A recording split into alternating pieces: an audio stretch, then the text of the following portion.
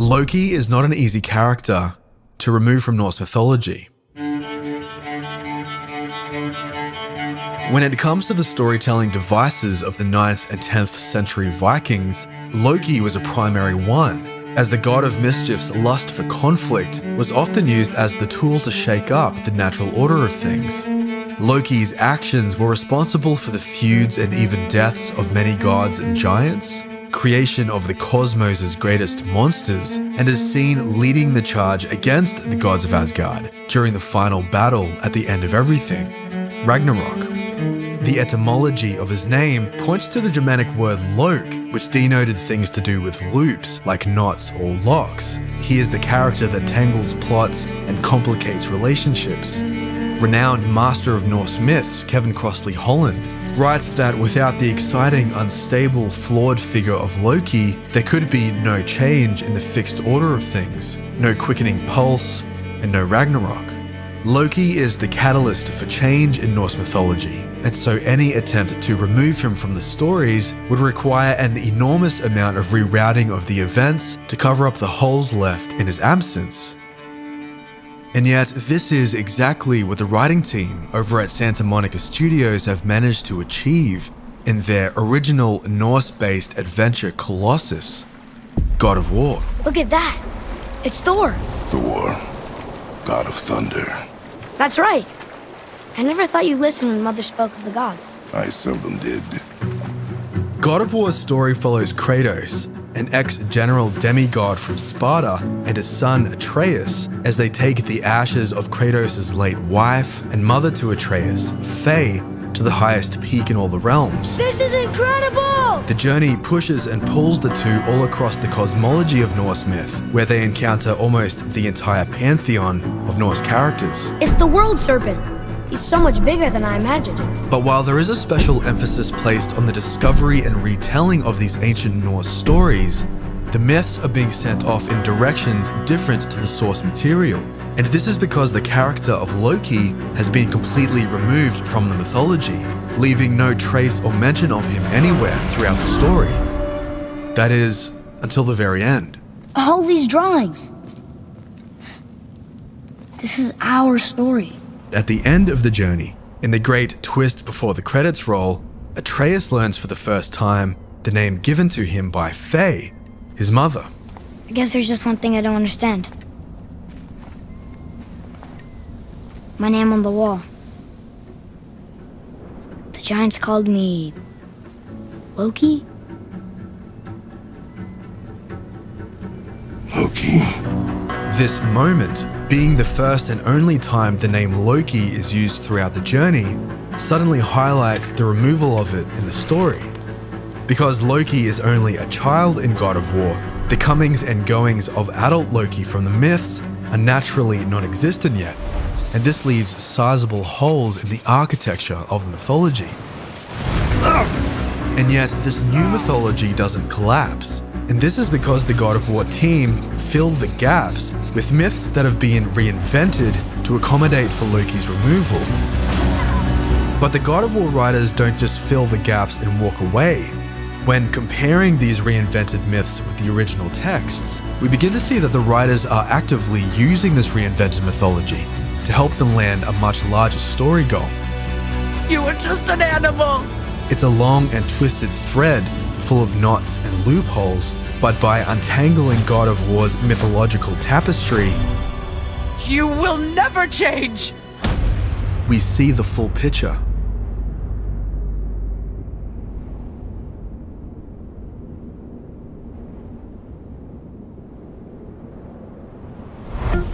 Norse myth already has a complicated history, as almost everything we know about it comes down to only these two manuscripts, the Eddas, namely the Poetic Edda and the Prose Edda. Unlike the Greeks with their thoroughly documented mythology, or the thousands of manuscripts on the New and Old Testaments, the Vikings never wrote anything down, and so all we've been granted are a scattering of Viking poems that have miraculously found their way down through the centuries. The Poetic Edda, also known as the Codex Regius or King's Book, was unearthed in 1643, but dates back to being written 400 years earlier. Judging by subtle time period inconsistencies in the text, The Codex Regius is actually thought to be a copy of an original manuscript written sometime around the beginning of the 13th century, which has never been found. The Prose Edda, on the other hand, is the important work of Norwegian chieftain and scholar Snorri Sturluson, who in roughly 1220 compiled this second manuscript to help those interested better understand the unique poetic techniques used in these poems. In his book, The Viking Spirit, independent scholar Daniel McCoy writes that, like any other scholar, Snorri was all too human, sometimes misinterpreting sources and filling gaps in the narrative with his own imagination. This was done in the groping attempt to make the Norse beliefs seem closer to those of Christianity, which at that point was the local religion after the Christianization of Europe began 2 centuries earlier, resulting in heavy debate over the storytelling purity of the texts. And so from these two sources, time-worn manuscripts containing many contradictions, loopholes, and missing pieces, we have most of what makes up all modern knowledge of Norse mythology. The God of War team do a good job at honoring the pieces that do exist from the incomplete Norse myth jigsaw. But this isn't to say that these pieces aren't rearranged to serve the narrative goals of their story, which is to ultimately provide a world that encourages transformation for the protagonists. Stop it! Again! You are clearly not ready. Both Kratos and Atreus are broken characters at the start of the story. What are you doing?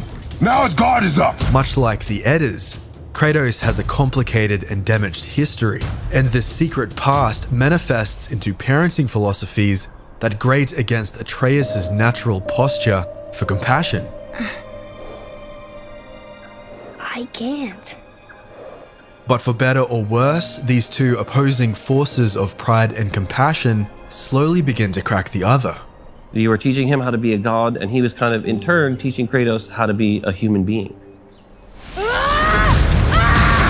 This noxious combination results in a father and son story full of destruction and betrayal, but with the aid of the adventure world around them and the reinvented Norse myths that come attached to it, the two are guided towards a realm of healing. Wow. As we're about to see, the God of War writers used this new Loki-absent mythology to double down hard on 3 primary themes that help Kratos and Atreus in their transformation. Come on out! But the force helping to push this transformation along is the altered story arc of God of War's antagonist, Baldur. I thought you'd be bigger. But you're definitely the one. Long way from home, aren't you? Baldur, thanks to Loki, is supposed to be dead. This legend starts in a poem called Voluspa in the Poetic Edda, is fleshed out more in Baldur's dreams, and given even more detail in the Prose Edda's The Death of Baldur. After hearing about Baldur's nightmares which prophesy his death, Baldur's mother, Freya, personally requests an oath from all things to never harm her son. Every rock, tree, mountain, river, virus, animal, and being across the 9 realms agree, all except mistletoe. Considering mistletoe to be too young and innocent a vine, Freya skips it. But after learning of this and crafting an arrow from some nearby mistletoe, Loki convinces Baldur's blind brother Hoth to throw it at Baldur during a game where the other gods put Baldur's new immortality to test. Believing he is part of the game, Hoth throws the arrow and Baldur drops dead. That tree which seemed harmless caused a terrible sorrow when Hoth took a shot. The beginning of this tale remains completely intact in God of War, in that Baldur does become immortal thanks to the oaths Freya collects. But due to adult Loki's removal, Baldur still lives. I want you to know one thing. I can't feel any of this. You've seen it with your own eyes. You can't hurt me. Nothing can. The trajectory of Baldur's character, a god still unable to feel anything, has become one that is twisted by revenge, his mother's blessing now seen as a lifelong curse. You had no right. I had every right. I am your mother. You had no right, witch. I can't taste. I can't smell. I can't even feel the temperature of this room. Death has no power over you now. You would rather die? Never feel again? Yes. I would rather die. You deny it all you want, but you saved me, and that deserves compensation. But curiously, mistletoe arrows do still find their way into the story. What are these? Braided mistletoe arrows, straighter than Heimdall and perfectly weighted. Oh. Thanks? Your quiver. Strap broke when we fought the dragon. Pain we endure. Faulty weaponry we do not. Good? Wait. Where did you get those? The arrows. Give them to me, now. These arrows are dangerous. They're wicked. You find any more, you destroy them, understand? Freya herself hints towards this mistletoe secret, but in an interesting twist of events, it is still Loki in a mistletoe arrow that is responsible for Baldur's demise. No! No! Atreus! What is that?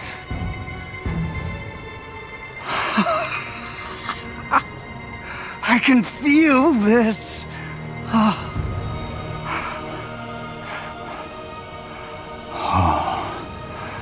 can feel everything.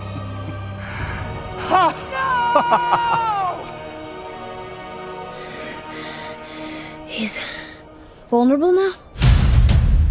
By repositioning this mistletoe arrow event, Baldur and Freya's relationship is given a chance to play out, and the exploration of these relationships is the first reason for the reinvention of the myths. In order to spark change in Kratos and Atreus, the Santa Monica team surround them with a community of different relationships to learn from. The curious part, though, is that it's a community of broken relationships. Guess I shouldn't be surprised. I did the same thing to my dad when I was his age. He killed his own father? From fathers, mothers, brothers, and sons, every single supporting character suffers from a family matter. Oh, I can tell you a thing or two about family matters. The two dwarf brothers, Brock and Sindri, are caught in a feud. These two characters are from a chapter in the Prose Edda, which involves Loki and the dwarf brothers in a contest to see who can design the greatest Asgard treasures. This includes Thor's hammer, Mjolnir, which makes an appearance right at the end of the story, and Freya's boar with golden whiskers, which makes an appearance when the two meet her in the forest. The last of his kind in all the realm, and you shoot him. While always seen working together in the Eddas, the dwarf brothers are navigating a damaged relationship in God of War after, according to a deciphered God of War cloth map, each forgot the location of an important treasure, which is an addition to the material. Another broken family unit is found in Thor and his sons, Modi and Magni, who are caught in a bitter competition between each other and their father after Magni gets all the praise for saving Thor when Magni was only 3 days old. This event is relatively accurate to the text and is found in the Prose Edda during the story of Thor and the giant Hrungnir, who falls on Thor after his stone head is smashed in by Thor's own hammer. Magni, being Londar, got all the credit, and Modi remained bitter about it from that day to the end. But Modi's involvement is an addition to the myth, as he's never mentioned in the Prose Edda, and this is used to explore the sons' terrible relationship with their father, No! which is given special attention in the story after Kratos kills Magni. Thor! Blame me! Me! For what you did to Magni. My own father called me a coward. Looks like he did more than that.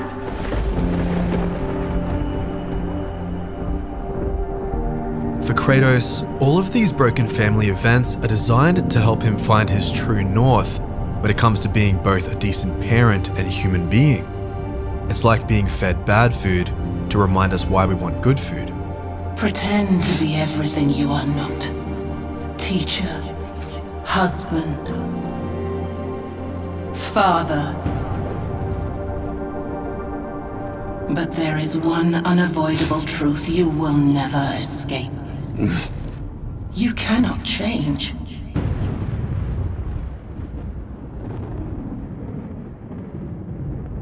I know you're a god.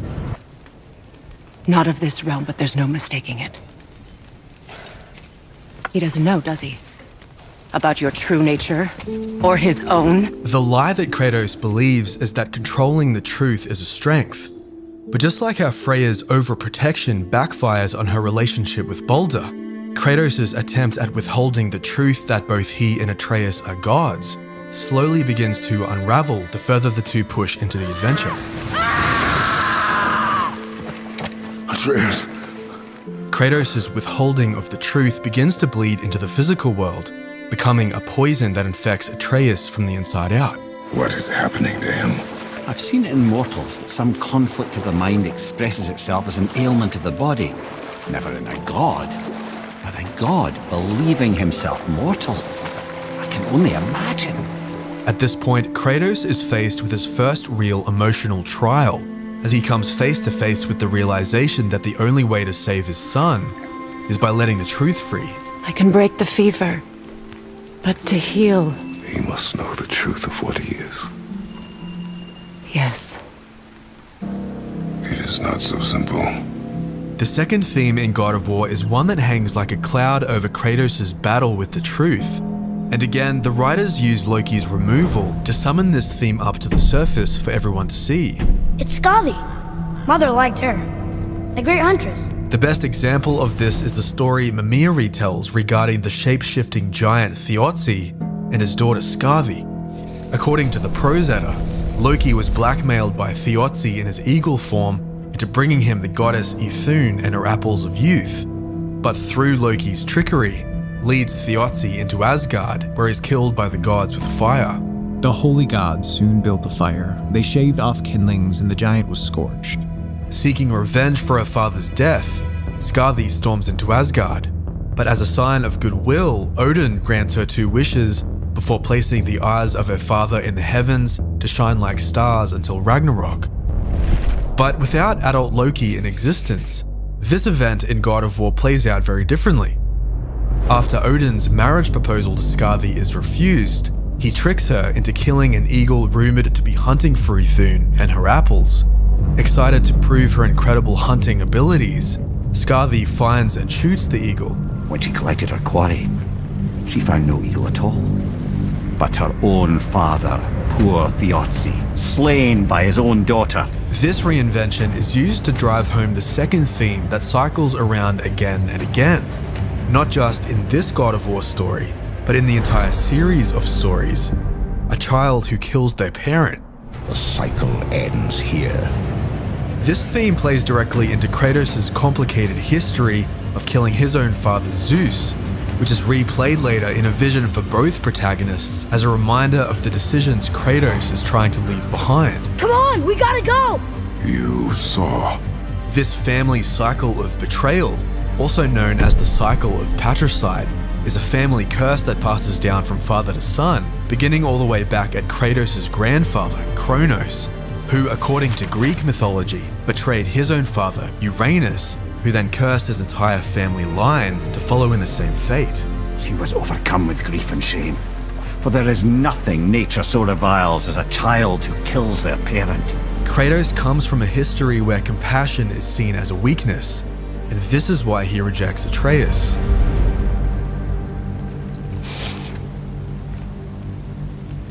It is a curse. The boy has been cursed. But ultimately, Kratos withholds the truth about his history in the vain hope that it will help reroute his fate. Don't leave without me. I will not. At this point, we see that things have begun to change, as Atreus' compassion has shifted the way that Kratos views the world, and by using Kratos' own son, the writers force Kratos to make an uncharacteristic choice in favor of a healthy relationship. The truth. The truth. I am a god, boy. From another land far from here. When I came to these shores, I chose to live as a man. But the truth is, I was born a god. And so were you. But it's here, at the storytelling junction point that the writers flip the roles of the characters. I think I'm gonna like being a god. Kratos is beginning to let go of control, right as Atreus begins to weaponize the truth about his godhood. I can tell you a thing or two about family matters. Let me guess. Your brother isn't as talented as you, and his work is junk. Those things are accurate. Your point? It's all you ever talk about, over and over. Do something about it or shut up already. We're sick of hearing about little people's little problems. Why did you speak to the dwarf like that? He should know the truth, even if it hurts. It was needless and unkind. Truth is more important than kindness. This line of truth being more important than kindness sums up the struggle that begins to boil between the two protagonists as Atreus begins to place his godhood status above others. But the way the writers guide both Kratos and Atreus through this fog of morality is by telling stories about two other important yet invisible characters whose deeds are the subject of much discussion throughout the adventure. Tyr, the god of war from Norse mythology, and the vicious Allfather, Odin. Odin's ways are subtle and his purposes are... Enough about Odin and his whole stupid family. These two characters are used to establish the moral compass for the story, a very clear north and south polarization of how to use godhood, which is a storytelling philosophy foreign to the mythos, as the Vikings' pantheon is more or less an amoral one. But the fancy footwork of the writers can't be overstated here, as while Odin and Tyr's legacies also haven't escaped the ripple effect of Loki's removal, the point of their rerouting traces back to the same single detail the writers change in the mythology, a detail that, while not involving Loki directly, involves the grisly world of Loki's children.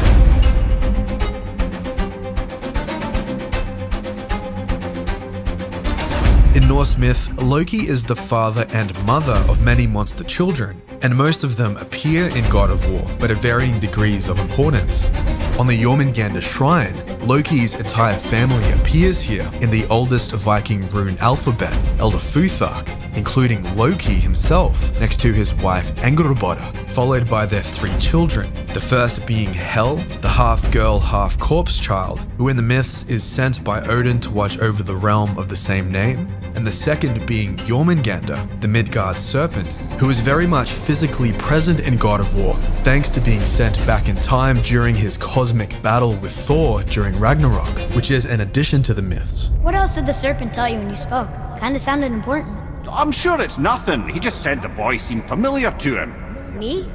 But it's Loki's third monster child on the mural, Fenrir, aka Fenris Wolf, the ever-growing wolf giant, whose legacy in the Eddas impacts the destinies of both Odin and Tyr. Just knowing we're gods makes me feel so much stronger. Maybe you feel a little too good right now. With power comes a big choice, lad. You can either serve yourself or put your godhood in the service of others, like Tyr did. According to the Prose Edda, Tyr was the only god brave enough to feed the wolf after Odin and the gods agreed to raise it in Asgard. But upon seeing how quickly Fenrir was growing in size, Odin convinces the other gods to bind him in case he turned on them. After 2 failed attempts to bind him with regular chains, Odin turned to the dwarves, who by using an unusual group of ingredients created the unbreakable fetter, Gleipnir. Fenrir accepted the third challenge of being bound by Gleipnir on the condition that one god placed their hand in his mouth to be chomped off if he could not escape. And Tyr, knowing full well that his hand would be sacrificed, agreed. Fenrir was successfully bound, and Tyr's hand was bitten off while the other gods laughed. And that's how the merciful Tyr got his nickname the One-Handed God, who in God of War is always depicted with both hands still intact, thanks to Loki's children not being born yet. People really loved him, huh? Aye, a god of war, but one who fought for peace.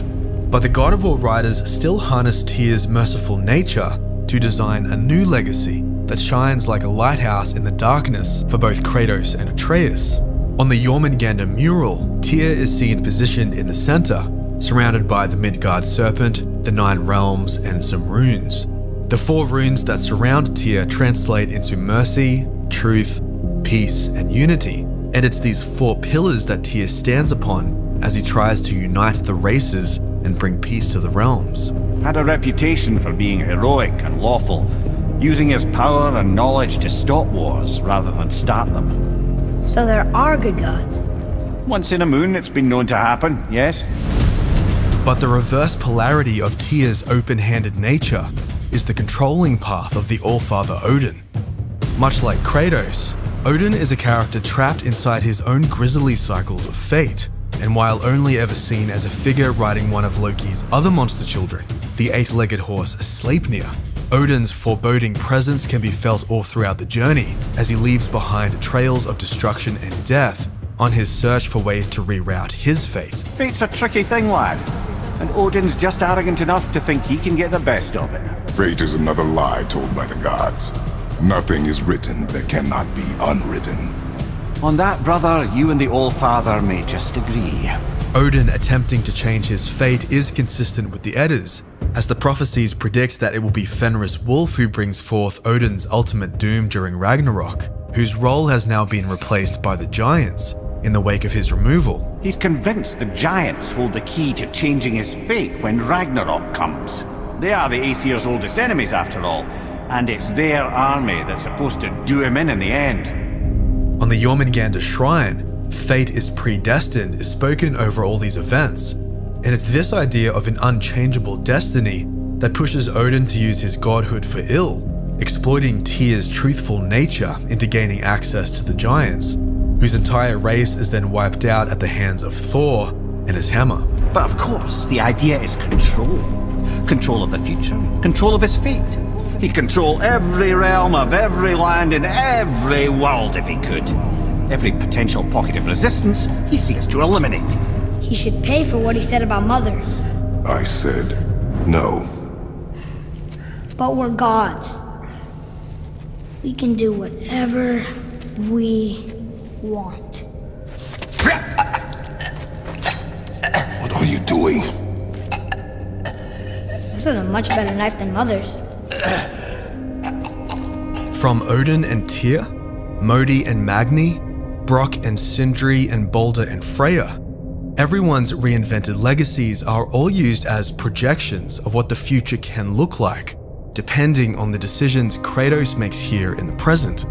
In fact, God of War's entire reinvented mythological world, from all of its broken relationships, cycles of destruction, and stories about control, is a world designed to constantly remind Kratos of the world he comes from, and to ultimately be a world that Kratos must reject in order to be truly free from his past. Nobody cared about him anyways.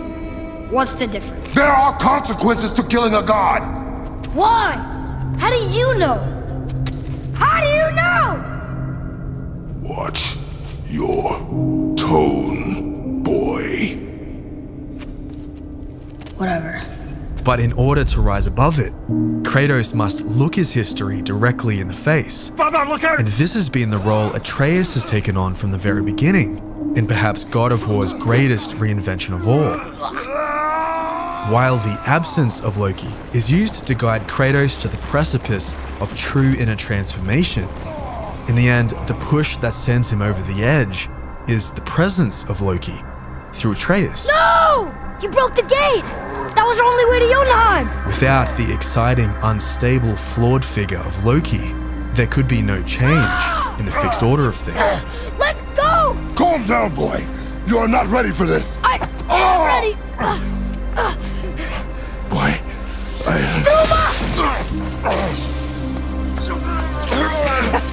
And here I thought my family was fucked up.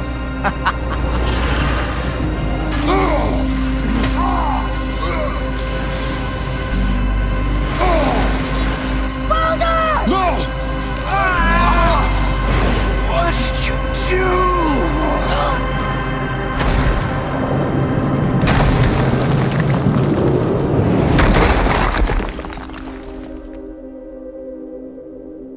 The Viking spirit concludes as Daniel McCoy writes in regards to the ceaseless development intrinsic to myth. The best way to stay true to the Norse myths and religion is to continue to reinvent them for one's own time and place. And so just how the Vikings used Loki to shake up the natural order of their cosmos, the God of War team also used him to shake up theirs, harnessing Loki's unstable and flawed nature to shake up the unshakable disposition of Kratos. While the Loki in the Eddas is far from the compassionate Loki in God of War, the writers do stay true to Loki's catalyst nature and reinvent him to be the weapon needed to turn their protagonist around. During his spiral of rebellion, Atreus shapeshifts into a mirror reflection of Kratos, reflecting back the truth that this world of misery has been the foundation that Kratos has built his life upon. And so by saving Atreus from following in his footsteps, Kratos really saves himself. Boy? I'm here! Here for the first time in the story, Atreus isn't rebuked for falling short of Kratos, but for becoming too much like him. You will listen to me and not speak a word.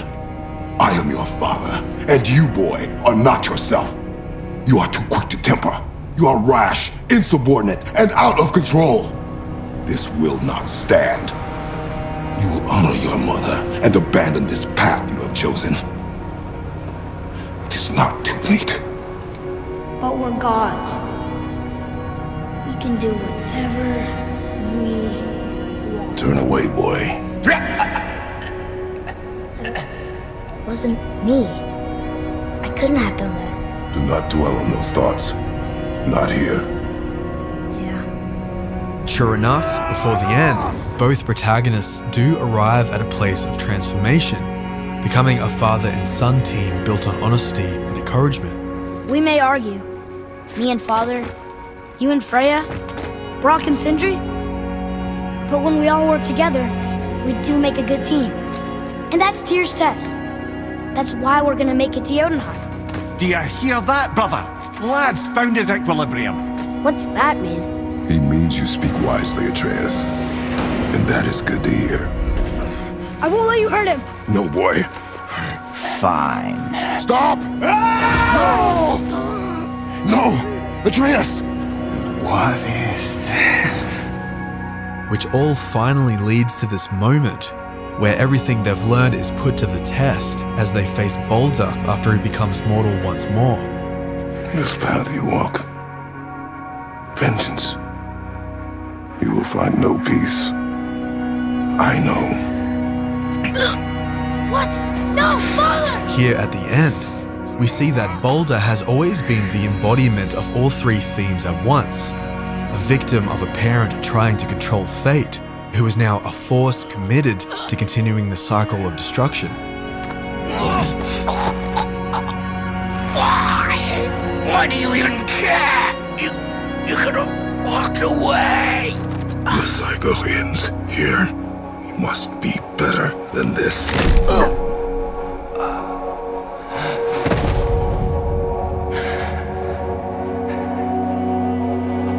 Just like the Eddas, God of War is a story full of knots and tangles. But ultimately, the writers used their reinvented mythology as support beams for the main story, which is, ironically, or perhaps not, a story all about the one thing the Norse cosmos consider impossible. You were just an animal. Change. Passing on your cruelty and rage, you will never change. And you do not know me. What are you doing? I have nothing more to hide. But where there's change, Loki is never far away. True enough, God of War's greatest twist isn't that Loki was never present. I killed my father. But that he never really left. That was your father in hell. Is this what it is to be a god? Is this how it always ends? Sons killing their mothers? Their fathers? No. We will be the gods we choose to be. Not those who have been. Who I was is not who you'll be. We must be better. In the end, God of War demonstrates that it doesn't matter how broken or damaged your history might be, whether it's full of contradictions or destructive patterns, it's never too late to reinvent the story.